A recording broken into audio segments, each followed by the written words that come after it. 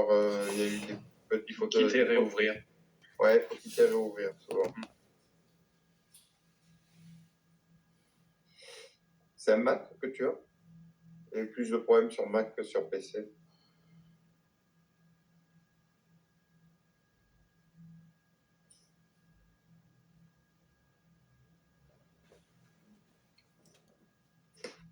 Arthur. Arthur.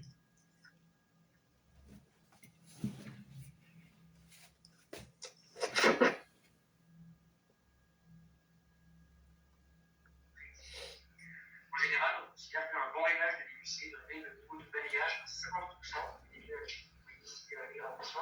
Par exemple, si jamais notre machine tourne à 3 litres par minute, on va régler à 6 à 2 mm parce qu'en fait, ça permet d'avoir une plus grande finesse. Et c'est 1 litre ça, parce que ici c'est 1 litre, 3 litres. Est-ce que ça fonctionne là ou pas? Alors, je t'entends. Pour l'instant, j'ai pas le partage.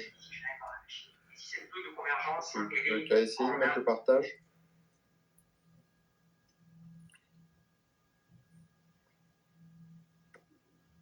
On me demande de me nommer comme présentateur. Alors attends, je te renomme, je l'avais fait, mais peut-être que quand tu as redémarré. Là.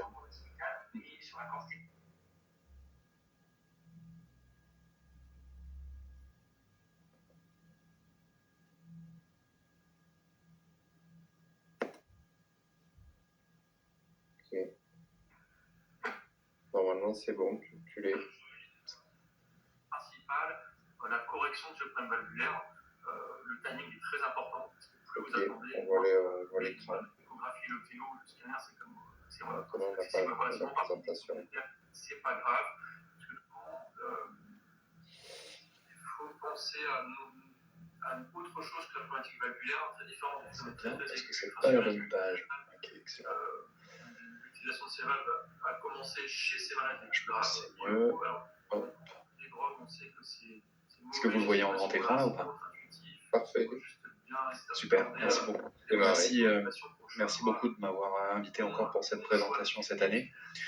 Donc le but du cours, c'était de refaire le point sur le monitoring invasif et non invasif dans le patient à insuffisance cardiaque hospitalisé aux soins intensifs. On ne va pas parler du patient spécifiquement sous assistance mécanique, et d'ailleurs il y a un cours qui vient d'être très bien explicité à ce sujet. Et puis il y a une revue de littérature qui est sortie en 2023 exactement sur ce point-là que j'ai remis en annexe. Alors, pour déjà introduire le sujet, l'insuffisance cardiaque, mais vous avez déjà dû en entendre parler dans sa présentation, elle est multiple, elle regroupe plusieurs profils de patients. Évidemment, la première cause de recours hospitalier aux urgences, quasiment, c'est la congestion, dans le cadre des hospitalisations pour raisons médicales. Il faut différencier l'insuffisance cardiaque droite, gauche, de globale. Évidemment, la plupart du temps, les patients arrivent chauds et avec une congestion pulmonaire, donc wet and warm, comme on dit. Il faut différencier le patient qui revient pour multiples épisodes de décompensation cardiaque de celui qui est hospitalisé pour un premier épisode. La pression artérielle est la plus souvent normale ou augmentée. Et puis, bien sûr, il faut faire une attention particulière pour le patient en choc cardiogénique, pour lequel le monitoring doit être vraiment plus intensif. Mais la question, c'est peut-on s'adapter à tous ces patients et comment le faire? Et surtout, quel est l'intérêt d'un monitoring adéquat du patient? D'abord, évidemment, on veut évaluer la congestion pulmonaire, veineuse, c'est-à-dire la volémie, évaluer et surveiller le débit cardiaque. Existe-t-il un état de choc? Existe-t-il une indication à une introduction d'amine? Évidemment, évaluer la souffrance d'organes initiale et son évolution vers l'aggravation ou l'amélioration. Et puis surveiller la désescalade des diurétiques, le sevrage en amine, ça c'est pas forcément quelque chose qui est très évident. Et puis l'augmentation des traitements de fond en vue d'une sortie d'hospitalisation, et puis surtout comment éviter la sortie d'hospitalisation, c'est un peu le prolongement du monitoring hospitalier, c'est comment télémonitorer les patients. Évidemment, la première étape, c'est de déterminer dans quel service on doit hospitaliser les patients. Et donc le monitoring, il commence là, par des examens classiques qu'on fait en routine, comme l'électrocardiogramme, et puis par l'évaluation des scores de sévérité qui nous permettent de déterminer si les patients doivent être admis soit en réanimation, en soins intensifs ou dans un service classique. Et ensuite, il faut évidemment identifier les patients chez qui l'insuffisance cardiaque survient de nouveau, et ces patients-là, dans tous les cas, ne peuvent pas rentrer à la maison et doivent être hospitalisés, c'est un peu classique. On a pas mal d'éléments qui nous permettent de monitorer et de suivre le patient dans l'hôpital. l'hospitalisation. Et donc, on voit bien sur ce schéma que finalement, on a beaucoup de choses, mais qu'on ne doit pas tout faire et pas tout le temps, qu'on doit s'adapter au cas, qu'on ne doit pas le faire tous les jours. Ça ne sert à rien, par exemple, de renouveler le NT-proBNP toutes les 2 heures, mais encore faut-il le savoir. Et puis surtout, il faut vérifier qu'on n'en fait pas trop, et ça c'est le but du monitoring, c'est d'être sûr qu'on ne met pas les patients en insuffisance rénale parce qu'on les a trop diurétisés et qu'on ne regarde pas la fonction rénale par exemple, ou le poids. Et donc ça finalement c'est quelque chose qui doit être rationalisé. Quels moyens on a à notre disposition? On a des moyens hospitaliers, invasifs et non invasifs, on en parlera. Et puis ensuite, la télésurveillance, comme on l'a dit, pour réduire le nombre d'hospitalisations. Le patient d'usine classique, vous avez déjà eu plusieurs topos là-dessus. Donc évidemment, il y a différents besoins qui sont donc des besoins d'assistance, soit d'assistance rénale, soit d'assistance respiratoire et tout un tas de médicaments. Et donc le monitoring, il va nous permettre de savoir quand les introduire, comment les surveiller et quand les arrêter. Premièrement, et c'est assez trivial, évidemment, la clinique et les signes vitaux, on doit les faire à l'admission, puis régulièrement. Il y a globalement la fréquence qui dépend du statut clinique. Chez un patient en choc, évidemment, la pression artérielle doit être monitorée le plus possible en continu, et lorsque ce n'est pas par une méthode invasive, hors choc par exemple, doit être régulièrement vue, mais c'est en principe tous les suivis infirmiers. On évalue la fréquence cardiaque, la saturation, la fréquence respiratoire et la tension artérielle. Et donc, il faut faire attention, finalement, être assez attention à ces modifications qui peuvent être rapides et qui peuvent signer une souffrance d'organes un peu multiples. La clinique aussi doit faire attention aux signes de congestion. Ils doivent être évalués au moins une fois par jour, principalement pour les signes droits, et ensuite, selon le statut clinique pour les signes gauches, par l'auscultation, par l'évaluation de la fonction respiratoire. Il faut faire attention, et ça c'est un petit tips and tricks, aux mobilisations vasculaires qui sont plus rapides, c'est-à-dire qu'on passe plus vite de liquide de la lumière jusqu'au rein que du secteur extracellulaire à la lumière. Et donc, il faut se méfier, si on diurétise très fort les gens, on n'a peut-être parfois pas le temps de mobiliser les œdèmes. Par contre, on a créé une hypovolémie relative, et ça, c'est source d'activation du système rénino-tensin, et donc il faut le surveiller. Et ça, c'est pas juste en vérifiant les œdèmes, et donc on a d'autres aides, notamment échographiques, qui peuvent nous aider. La surveillance du poids, c'est pareil, c'est trivial, c'est classique. Elles doivent être faites à l'admission par une mesure le plus possible. Parfois, les patients ne sont pas levables, et dans ce cas, on se contente d'un poids déclaratif, mais qui doit être corrigé le plus tôt possible. Et ensuite, on évalue le poids au moins de façon quotidienne, et dans le dossier doit apparaître le poids d'entrée et le poids de sortie, parce qu'on sait qu'une balance négative, c'est-à-dire une perte de poids durant l'hospitalisation, de poids d'eau, est un facteur prédictif majeur du risque de décès et de réhospitalisation. Ensuite, dans le cadre de la surveillance clinique, on doit réévaluer régulièrement la diurèse, qui nous permet d'évaluer notre balance liquidienne. La diurèse doit être quotidienne. C'est fondamental, quel que soit le secteur. On ne peut pas se permettre, sur une insuffisance cardiaque, de ne pas savoir combien le patient a uriné dans la journée et quel est son poids de manière quotidienne. Alors évidemment, il y a un risque d'échec. Pour le poids, c'est simple, c'est est-ce que c'est pas la même balance, comment on pèse, quel moment de la journée.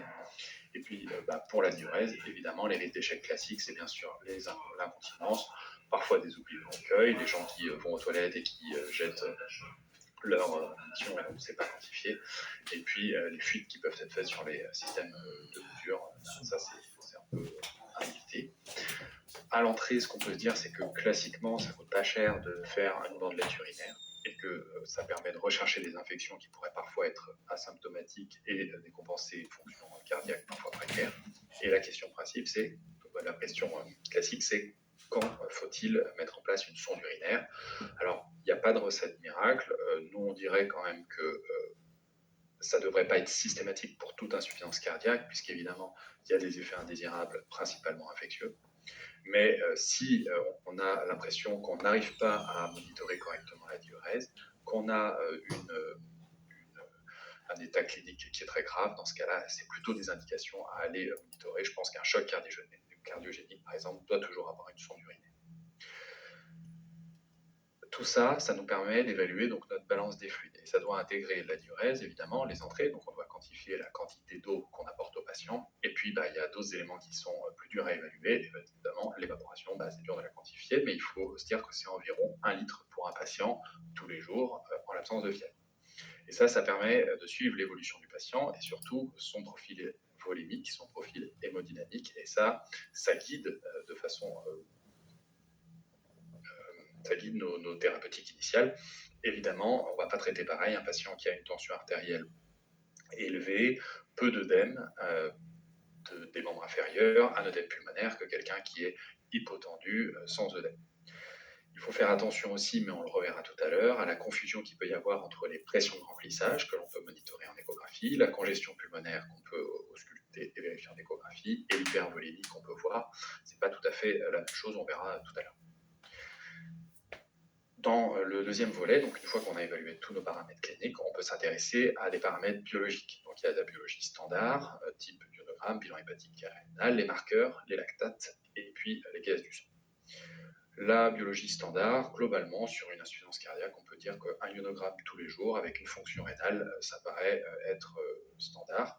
Et on peut associer à ça un bilan hépatique. Je pense qu'au moins une fois à l'entrée, selon le type d'insuffisance cardiaque, par exemple, quand il y a une importante congestion, ou ensuite selon l'évolution clinique. Les gaz du sang artériel peuvent s'obtenir également rapidement. Ils sont indiqués en cas d'œdème pulmonaire, de décompensation respiratoire grave, de syndrome d'insuffisance cardiaque grave et de choc cardiogénique notamment. La fréquence doit être adaptée au contexte. En général, donc, on a une alcalose et il faut faire attention à l'acidose. Et puis il y a des paramètres qui sont des paramètres de gravité qui peuvent être obtenus en comparant nos gaz artériels et veineux. Les biomarqueurs, vaste question, faut-il les faire souvent ou pas, les vérifier plusieurs fois dans l'hospitalisation. Ce qui est sûr, c'est qu'il faut les faire à l'entrée et à la sortie, et l'objectif étant évidemment qu'on ait une baisse de notre NT-proBNP entre l'entrée et la sortie. Maintenant, les durées d'hospitalisation sont de plus en plus courtes, et donc parfois ça peut être à quelques jours d'intervalle, mais quoi qu'il en soit, il n'y a pas d'intérêt à le faire tous les jours. Et puis, quand on regarde les études, le NT-proBNP ne doit pas être considéré comme une aide à l'ajustement thérapeutique. Il n'y a pas de différence entre les patients qui sont guidés par des biomarqueurs pour la majoration des traitements notamment. Par contre, on sait qu'un patient qui a le NT-proBNP qui baisse à la sortie a un meilleur pronostic que le patient qui a un NT-proBNP qui est stable ou qui monte bien sûr. Comme marqueur que l'on peut obtenir, donc pour évaluer la gravité, on a également les lactates. C'est un bon marqueur au stade précoce de la défaillance circulatoire qui est anormal au-delà de 2, qui peut être fait par voie veineuse ou par voie artérielle. Par voie artérielle, le taux est un tout petit peu plus bas, il est plus précis. Et puis, qui, lorsqu'il est élevé, évidemment, est marqueur de mauvais pronostic. Il doit être initialement réalisé dans les patients sur suspicion ou choc cardiogénique avéré, et il peut être contrôlé fréquemment, notamment en cas de présence d'un cathéter artériel, ce qui permet de faciliter les prélèvements. Vous avez très probablement eu un cours spécifique sur l'échographie cardiaque, aux soins, dans l'insuffisance cardiaque, mais comment est-ce qu'on peut s'en servir pour suivre et monitorer nos patients? Ce qu'on peut retenir, c'est qu'il n'y a globalement pas besoin d'être un très grand échographiste pour faire une échographie de monitoring des patients en insuffisance cardiaque. Il y a quelques paramètres qui sont très utiles. Donc la première, c'est l'évaluation de notre flux transmitral. Alors on peut parfois se faire piéger, mais globalement, ça permet d'évaluer nos pressions de remplissage de notre ventricule gauche. Ensuite, l'évaluation du débit cardiaque par la mesure de l'ITV, ça c'est une mesure relativement facile. Je pense, à mon avis, qu'il vaut mieux privilégier la mesure de l'ITV comme une valeur comparative au cours du temps pour le patient que de faire un calcul à chaque fois du débit cardiaque avec toutes les mesures. Je m'explique, globalement, là, le diamètre sous-aortique qui doit être calculé permet d'en déduire le débit cardiaque avec l'ITV et la fréquence. Le calcul du débit cardiaque permet donc d'avoir une idée de notre évolution clinique, mais chez ces patients-là, il vaut mieux considérer qu'on a un diamètre sous-aortique type standard et surtout que l'on garde dans le dossier pour faire toutes les mesures. Parce que la mesure du diamètre sous-aortique, s'il y a une erreur, elle sera au carré, donc ça peut fausser notre suivi. L'autre critère, c'est la fraction d'éjection. Évidemment, on n'a pas la même stratégie thérapeutique et la même attention en fonction de si le patient a une fraction d'éjection conservée ou altérée. Et le dernier, c'est la veine cave inférieure qui, chez le patient sans assistance respiratoire, permet d'être un bon indicatif de la volémie du patient. Vous avez eu un cours spécifique sur l'échographie pleuropulmonaire. C'est pareil, c'est un bon outil de monitoring chez le patient en OAP. C'est simple, reproductif et peu opérateur dépendant. Et en 3 heures, on a une idée de si nos thérapeutiques ont pu améliorer les choses. L'échographie, elle permet également de faire des tests de remplissage. Ce n'est pas parce qu'on est en insuffisance cardiaque, en choc cardiogénique, qu'on n'a pas besoin de remplir le patient. Il existe des cas où notre patient présente un débit cardiaque faible allant jusqu'au choc cardiogénique, alors que la volémie est basse. Et donc, avant de commencer à faire toutes les autres stratégies thérapeutiques, il faut être sûr que le patient soit sur un niveau d'isovolémie. Et ça permet, on peut le savoir facilement lorsqu'on fait un test de remplissage. Pour cela, il y a 2 techniques qui sont validées et fréquemment utilisées. C'est soit le lever de jambe, qui est donc finalement un lever 45, c'est-à-dire que les jambes doivent être demi-assis, et ensuite coucher avec les jambes à 45. C'est pas juste ils sont à 45, on baisse le thorax, puis on lève les jambes, c'est vraiment tout d'un coup, et ça permet de faire un équivalent de 300 ml à peu près de sérum salé. Il n'y a pas de risque de surcharge, déjà parce que si vous remettez le patient en position demi-assise, vous annulez l'effet des 300 ml. Et puis surtout, vous avez une capacité de compliance vasculaire qui fait que 300 ml, en général, ce n'est pas quelque chose qui altère le patient. Le monitoring doit être fait non pas sur la pression artérielle, mais vraiment sur l'ITV sous-aortique mesuré en échographie. Et on parle de patients répondeurs lorsque l'ITV augmente de plus de 15%. Et pour le mini-fluid challenge, on va dire que c'est un peu le même principe. C'est un monitoring sur notre ITV sous-aortique, une perfusion de 100 cc en 1 minute. On fait un suivi des ITV. À 1 minute, si l'ITV a augmenté de 10%, c'est que le patient justifie d'un remplissage, et donc on rajoute les 400 ml qui permettent d'arriver à 500. Et puis on répète, jusqu'à ce qu'à un moment, on n'ait pas d'augmentation de l'ITV, en tout cas moins de 10%. Et donc dans ce cas-là, on dit stop, le patient est non répondeur au remplissage, il est probablement en isovolémie, et dans ce cas, on arrête de l'hydrater. Donc on est positionné dans un état où là, on peut vraiment complètement jouer avec tous les médicaments. Alors, si on résume, on a notre débit cardiaque évalué sur l'ITV, notre veine cave inférieure, et on a notre scope qui nous donne notre pression moyenne. Est-ce que vous avez une idée de ce qu'on peut faire avec ça ? Bien, on peut en déduire ce qu'on appelle les résistances vasculaires systémiques. Et ça, l'avantage, c'est qu'on peut le faire tout le temps, le répéter à volonté. Donc en Dynes, c'est l'unité des résistances. On a une valeur normale entre 800 et 1200. Il y a des applications qui permettent de le calculer très facilement. Ça permet un peu de faire une sorte de synthèse entre la volémie, évaluée sur notre veine cave, donc la pression veineuse centrale qui soit mesurée donc par un cathéter veineux central, soit déduite sur une méthode semi-quantitative par écho. L'intégration donc de cette congestion veineuse, du débit cardiaque qui est évalué par notre ITV, et de la pression artérielle moyenne qui, elle, indique la post-charge du ventricule gauche. Tout ça, c'est un bon outil pour l'adaptation thérapeutique et le sevrage des amines. Et donc, encore une fois, il y a une différence entre pression de remplissage, congestion veineuse et pulmonaire. Alors, si on doit utiliser 2 exemples pour ça, c'est 2 exemples qu'on voit classiquement dans nos services. Par exemple, homme de 87 ans, arrive en œdème pulmonaire au petit matin, c'est le classique. Il est sur un état d'hypertension, sa PAM est élevée à 100 mm de mercure. Vous faites une mesure, votre ITV est à 12 cm, parfois plus, et donc ça vous fait un débit cardiaque normal un peu bas. Sa fréquence cardiaque est élevée. Les résistances sont donc mesurées à 1700 DIN, c'est des résistances qui sont très élevées.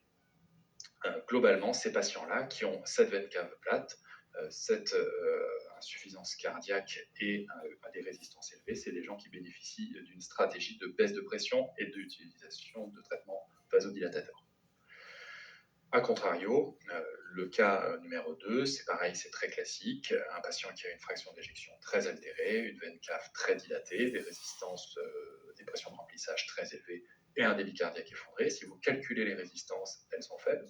Par contre, là, vous n'avez aucune marge sur l'évaluation, sur la baisse de la tension. Vous ne pouvez pas baisser les résistances pour améliorer le débit cardiaque. Typiquement, ça vous aide à la réflexion de savoir quand est-ce que chez ces patients, il faut discuter la mise en place de dobutamine, par exemple, pour améliorer l'inotropie, éventuellement après complétée par de la noradrénaline si jamais la pression reste basse ou baisse encore ou n'augmente pas. Alors, une fois qu'on qu'on a évalué nos patients sur le plan non invasif, que peut-on utiliser donc d'invasif pour notre suivi? Donc, deux outils simples, la pression veineuse centrale et la pression artérielle invasive. En gros, c'est un cathé central veineux et un cathé artériel.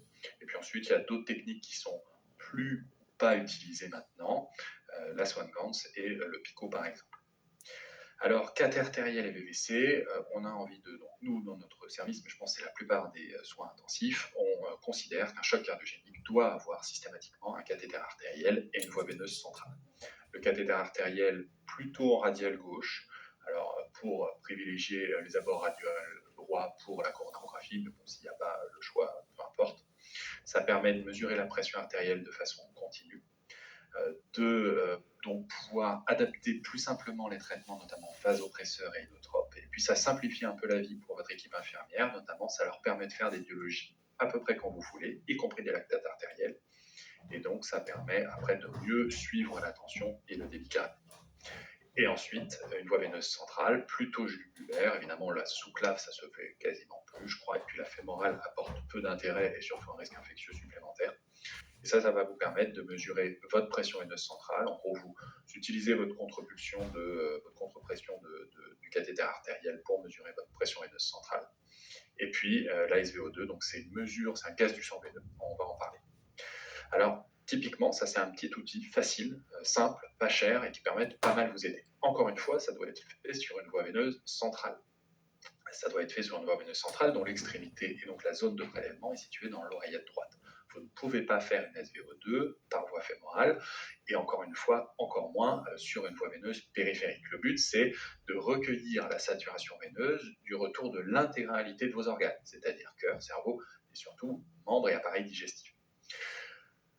Schématiquement, la saturation veineuse en oxygène d'un patient, on va dire normal, elle est de l'ordre de 65 à 70% lorsqu'elle est normale. Il faut imaginer ça comme un petit train, l'hémoglobine, donc en l'absence d'anémie évidemment, si votre débit cardiaque baisse, vous allez avoir donc un transfert d'hémoglobine chargée en oxygène qui va se ralentir. Sauf que pour vos organes, il est nécessaire d'obtenir une quantité d'oxygène qui permette d'éviter l'ischémie. Et donc, classiquement, ce qui va se passer, c'est que si vous ne pouvez pas augmenter votre débit cardiaque, eh bien, vous allez être obligé d'extraire plus l'oxygène.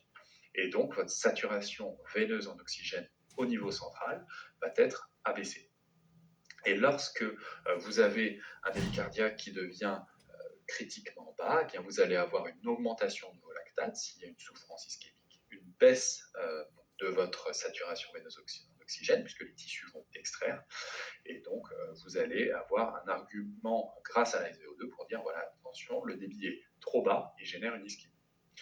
A l'inverse, si vos patients sont traités par amine, que vous avez de la dobutamine à une dose quelconque, que vous voulez vous la baisser et que votre saturation veineuse en oxygène ne se maintient pas ou baisse trop, eh bien c'est un argument pour dire c'était trop tôt, il faut adapter mieux les traitements, voir comment on fait pour jouer avec tous les autres thérapeutiques pour pouvoir ensuite le baisser de façon plus sereine. Le cathéter artériel permet de mesurer la pression. Alors, globalement, dans l'insuffisance cardiaque et le choc cardiogénique, la pression artérielle est plutôt pincée. Attention, lorsqu'elle s'augmente en différentiel, ça peut signifier une vasoplégie associée, donc le stade inflammatoire de votre choc cardiogénique. Et donc, elles peuvent également vous aider donc, à faire une aide au remplissage. Alors, encore une fois, on ne doit pas mesurer votre efficacité de votre test de levée de jambe sur votre pression artérielle, mais bien sur une mesure en échographie, mais par contre la pression veineuse centrale peut vous aider. La Swan-Ganz était beaucoup utilisée pendant un moment, c'est un cathéter de mesure des pressions artérielles. Maintenant, c'est une cours, non? Il y a un lobby, il y a une solution par rapport à ça, parce que là, j'ai continué à voir de mettre des messages ici. Hein? Dans le vélo par rapport à virus sur les outils de la pas de télécharger virus antivirus. Tu connais télécharger tes faux somba. Est-ce que vous comprenez? Tu vois, on a fait notre compréhension parce que c'est compréhension de faire une mesure de votre débit cardiaque. Globalement, à l'heure actuelle, c'est de moins en moins utilisé déjà puisque les études sont globalement négatives, génèrent donc plus que la Swan-Ganz génère plus de complications. Et que l'échographie cardiaque permet quand même, dans la plupart des cas, d'amener les réponses aux questions. Dans les recommandations, donc au niveau d'évidence, c'est... mais on dit quand même que globalement, en cas de choc, on peut utiliser pour faire la part des choses. Machine eza na antivirus donc on a tika na osala. Est-ce que message on a besoin songo lelo? On a besoin yebso likambo lelo. Le pico, machine. Mais ezali ah boni boy ko yebso so bongo bote ngé compréhension. Non, les compréhension tu mais quel yozolo babu, il faut y réfléchir que machine c'est pour même pas ça sert ba est-ce que ça yé moko dem tuna yebisi likambo? Mais est-ce que il dit les années oh ya on a lobité na solo mani likambo pe ya virus on a lobelango awa. Na lobengo lelo. Idées années. Ah, bote kana bote ngé compréhension iso est-ce que la lobby comme virus mais il faut acheter le virus c'est pour encore le sur ma message c'est ça non mais il y a où t'es pour le moment dans le monde ah mais ce problème des animaux on comprend problème des animaux il faut avoir problème pour eux en ont besoin pour ça les arts la kanga machine la tika mais ce yo au monde qui est dans la pour moi que la machine on dit cathéter artériel par voie fémorale et donc est-ce que ton yo quand la machine bana ton boya ba osai on va bien sous ton boya on osai on il faut réfléchir aussi et puis pour prévenir yo quand la machine pasteur ton boya osai on est et donc c'est ça il faut mater mais cela c'est pas réfléchissant c'est pas est-ce que à cause de lui que mais il faut pas dire ça moi je vais pas aimer moi je suis pas aimer comment parce que quand yo antivirus tu veux dire que les personnes sont en train de suivre le cours jusqu'au jeu où il sait et quand ça les premières personnes qui aussi vont ban avoir mais est-ce que non tout comprendre est-ce que ça les longs de l'obéissance le message d'ailleurs pas naïe les anines mais tant que yo un message pour aider les anines faut être clair faut être clair nani na yebisa qui est déjà est-ce que yebisa yango donc tant yo c'est on dit yo un message est-ce que yebisa qui yango le longtemps yebisa pour yebisa ça yango tant yo c'est on dit ah bon ni weto ito se na fa mona mketo na za soba to na lobi que non ma message so ya pour yebisa ça yango sous problème de les anines na yebisa qui est depuis son jour ni yango ça fait déjà un mois na yebisa qui est quand yebisa qui est ah ça fait longtemps dans ce pas message pour la virus bon qui va conseiller dans ordinateur attends na so ba virus pas téléchargeant na loba yango ça fait un mois ya Charlie c'est pas raison tika na joie enregistrer na okata na ngai bon ko commettre une compréhension pardon tika na enregistrer pardon tika là non c'est pas raison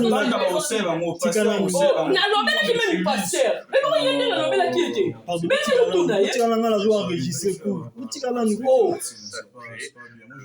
oh, Zélana, et moi il est passé la nouvelle qui c'est clair, moi je dis que je peux aimer. Oh, tu n'as pas aimé ce qu'on souka nango, Zélana. Tika na la joie enregistrer na coup na matele na bino kota.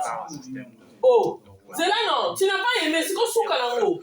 La pression artérielle qui a été calibrée sur des mesures oh, Zélana Kassiti. Non, l'appréciation, moi, je n'ai pas aimé. Oh, mais qu'est-ce qu'on il faut. Maman n'a Charlie. Tu vois, tika na nunga na oyo na butika na je sais butika na ku na kota la. Donc, il y a un message. Nena lobi likamba fili so na bibi mutu mabe. Pas que na lobi on le lobi ça fait longtemps. À ça fait la seule personne qui est là ici. Na lobi là dit même pasteur. Na lobi là dit même buta maté. Na lobi là dit même pasteur. Donc ça ça mutu mabe. Donc il faut nous kabosser likambo. Nana loba te parce que na lobi mo minisa ka mutu mabe. 103 patients français qui avaient été implantés permettaient quand même de réduire.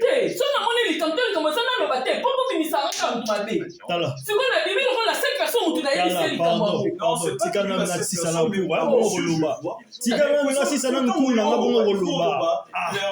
Tika na ni je sais pas tika na ku tela. Tika na registre ku na nga bongo na okanga na nga ordinateur. Pardon, tika na registre na ku na nga s'il vous plaît. C'est pas l'ordinateur. Maman na Charlie Seigneur. Merci à la pasteur utilise, on dit rien. Mais la zone on va chaque jour. Est-ce que le moment pour la zéro? Oh, est-ce qu'on comprend que le moment pour les autres on le chaque jour? Et tout à l'heure là. Tout à l'heure là. Mais là quand tu vois que la personne dans la cour, est-ce que c'est le moment que tu maman n'a Charlie. Mais toi tu vois que la personne dans la cour, il sait quoi quand tu cours. Mais c'est là ils ont fait. Est-ce que tu vas comprendre maintenant dans le bas? Pourquoi on s'en la bataille pour quand on a dit m'embêter? Les hommes m'embêter. Si, parce que tu n'as pas été pressé parce que moi tu l'as le bébé comme tu m'as dit. Mais tu parles au moment de personne succo, mais c'est décourageant. Mais il y a un hôpital, on a dit tu m'as dit. C'est ça. Nous on Moi, je dis ce que je dis. Yango nalobi te, tu as dit ce que tu as dit, mais tu n'as pas comprendre les façons de t'alober. Donc tu n'as pas besoin de comprendre. Tu n'as pas besoin de comprendre. Mais l'explication, on va nous. Merci beaucoup. Mais moi, j'ai dit la principe. Kasi yango nalobi te, malgré ça, on a quand même tout ma paye. Sévère. Mais par contre, on fait souvent des cathédrales.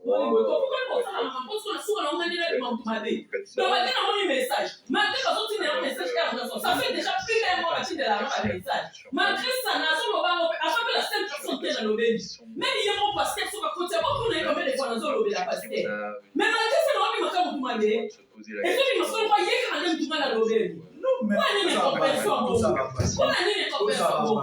pas la chirurgie sur place.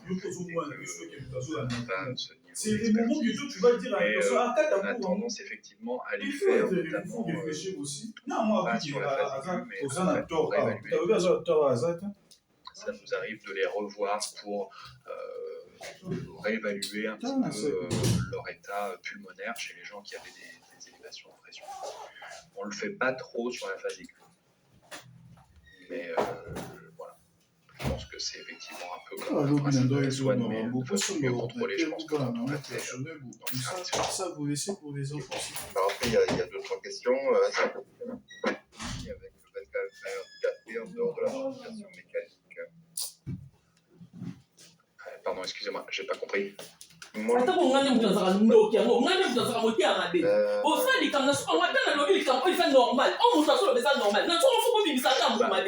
globalement,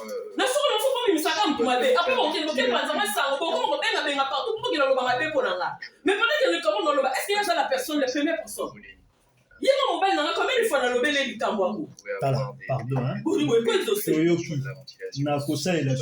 C'est bon, Nayoki. Peut augmenter, ça augmente la taille de la veine cave. Effectivement, on peut se faire piéger. Franchement, veine cave dilatée, je pense qu'il faut quand même partir du principe que le patient est pas trop aussi. Alors, de façon pratique, là, les 300 ou 400 cc que tu as injectés, test, c'est à quel débit tu les injectes en continu? Maman, Toyoki, c'est bon. Toyoki. Toyoki. Toyoki. S'il te plaît, s'il te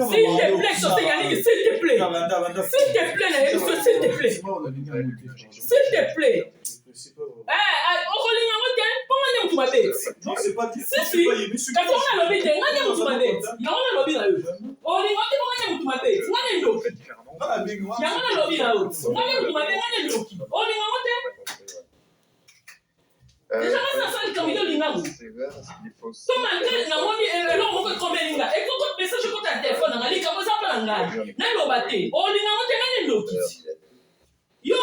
Je pense que c'est. J'ai parlé de l'hypovolémie, c'est vrai que je ne sais pas si vous êtes d'accord, mais il faut surtout garder ça dans l'esprit pour éviter d'aggraver les gens qui arrivent sur des tableaux d'OAP avec des résistances très élevées. Typiquement, la maminette de 40 kg qui arrive aux urgences et qui a 180, 180 chez ces gens-là, parce que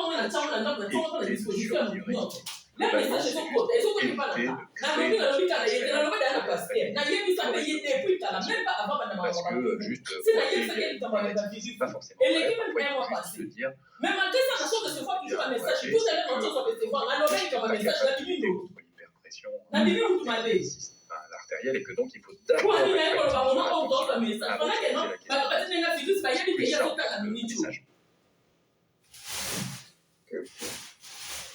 bon, la première personne a eu ici, depuis ce matin, c'est très belle session aujourd'hui. Donc je vais te remercier, je vais conclure s'il n'y a pas d'autres questions en disant merci. Il y a eu quelques petits bugs, mais enfin dans l'ensemble ça a été pour du distanciel. Vous aurez donc la plupart des topos qui ne seront pas enregistrés, sauf ceux qui n'ont pas été correctement faits, comme celui de Nadia et Saouli, et peut-être celui de Fanny Boone, si on n'arrive pas à offrir à le recaser dans un autre moment. Donc ça, on ordinateur, on en sommera, on a banni pour le question, comme je vous ai dit ce matin avec ordinateur on a aboué à maman, on a son ordinateur, on a oublié dans la crise. Les responsables des différents CHU de Ah, Nzambe. Oh, l'examen va payer. Paris, Lyon, Grenoble, Toulouse, Montpellier, Marseille. Et puis le faire assez rapidement pour le mémoire parce qu'il n'en est pas parfait. Voilà, et puis si vous avez d'autres questions, vous tournez vers Clément ou Jean-Guillaume Guilalier. Je vous remercie. Attendez, je regarde. Bon, non, il n'y a vraiment pas d'autres questions. Je te remercie, Fabien, et puis à très bientôt. Merci beaucoup. Ouais. À bientôt, ouais, merci. Je vous dis au revoir à toutes et à tous et à la prochaine fois. Ah, Tina, quoi, ici, Lina.